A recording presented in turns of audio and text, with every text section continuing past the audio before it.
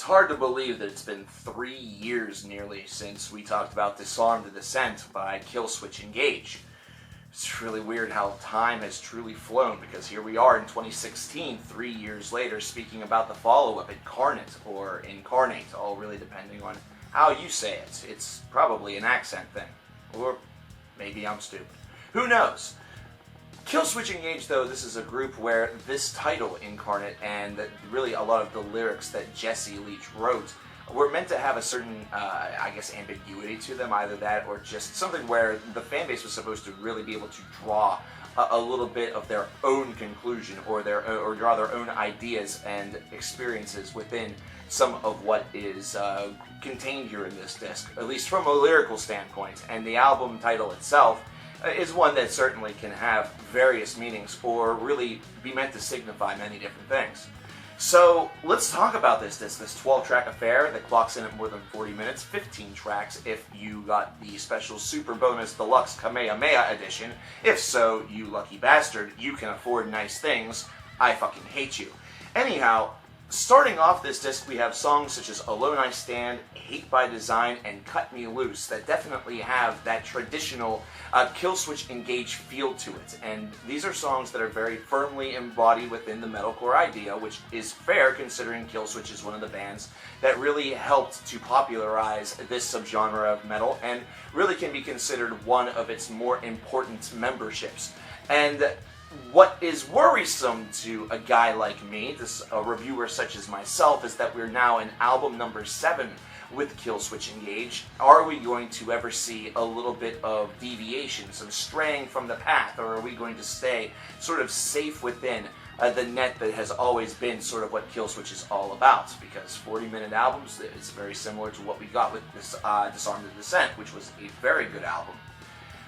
And the answer to that question early on is yes, you're actually going to get a lot of what you would expect, and it's one that stays within that metalcore confine, but seems like it's trying to not so much escape, but try to bring other things in, almost as though it's a black hole and is attempting to vacuum suck in some elements of perhaps some melodic death metal, either that or even a deathcore style breakdown. Although we have to remember that whenever it came to metalcore, they were ones to really, throw it in there every so often. So these guys are more the OGs. So copy paste that, deathcore bands.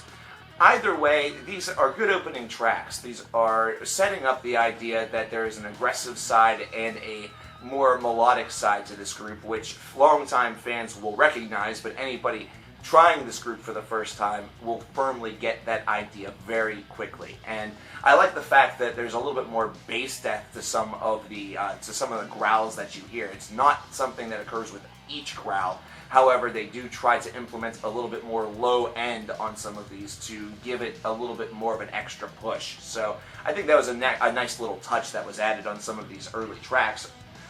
I have to jump right to Embrace the Journey Unpraised and into its follow-up track, which is Quiet Distress, and I have to do that because I feel like, musically speaking, these are two tracks that share a lot of common themology, and it's more so in the makeup a little bit and the way in which the tracks have enough of a difference between them to feel like two movements of a collective idea, or perhaps these were two songs that were written with one another in mind, whether it be lyrically or musically, and either way, one sort of crossed over with the next.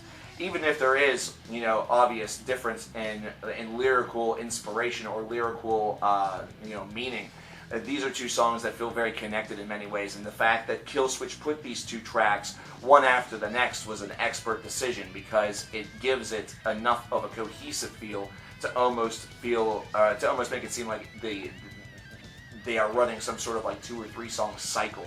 And right after this, you get another great track with Until the Day, which doesn't even clock in at 3 minutes in length. However, possesses all of the tools that really make you feel that Killswitch could easily jump into the melodic death metal game, full force, where, perhaps conventional society would accept them as such, and they could do so very well. They have the skills, they have the tools, but they also have a writing style that's a little bit more unique to their own. This is one that definitely has a lot of pep and energy to it, and I enjoy the fact that that really after having two solid tracks that have that sort of collective feel to them, to have the track immediately following that have sort of infectious energy and sort of keeps the album going at a very good pace, and it doesn't serve as a distraction, and it instead serves as a modifier, and that's a strength that's very well concocted.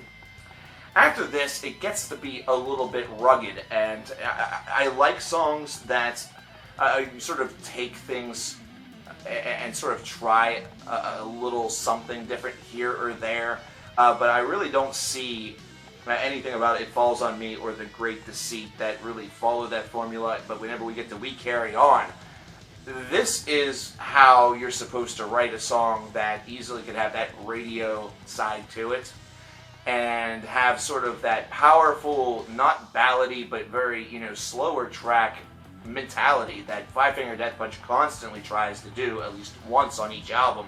But this has enough individuality to it and enough really of a gumption behind it that it doesn't feel like a copy-paste of another band trying to attempt the same thing.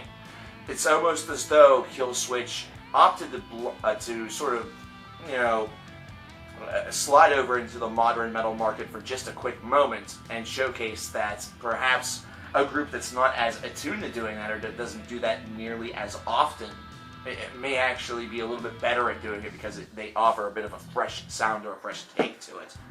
But finally, Ascension sadly ends this album on a very weak note. This is probably one of the worst tracks on the disc, and it's the closer, so you're left with a bit of a bad taste. However, We Carry On being right before, and that's honestly one of the album's strengths, kind of makes up for it a little bit. You wouldn't want We Carry On to be the final track on this disc. Wouldn't make a lot of sense. So overall, this is an album that expands a little bit, in those small cautious moments to Killswitch's already pre-prescribed formula.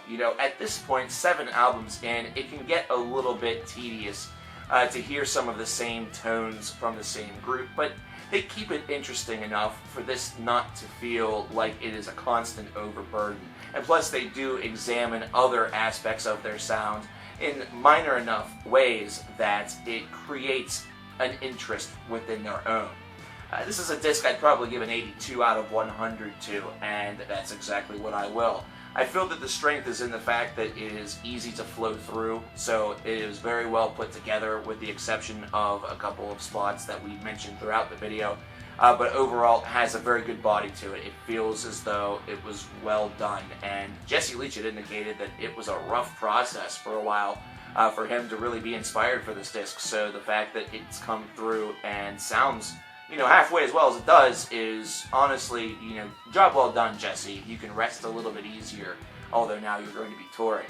Well, I don't know what you guys think about Incarnate or Incarnate by Killswitch Engage, however you wish to say it, you little fucker. Let me know in the comments below. I'm CoverKillerNation, and I will yak at you guys tomorrow. See you later.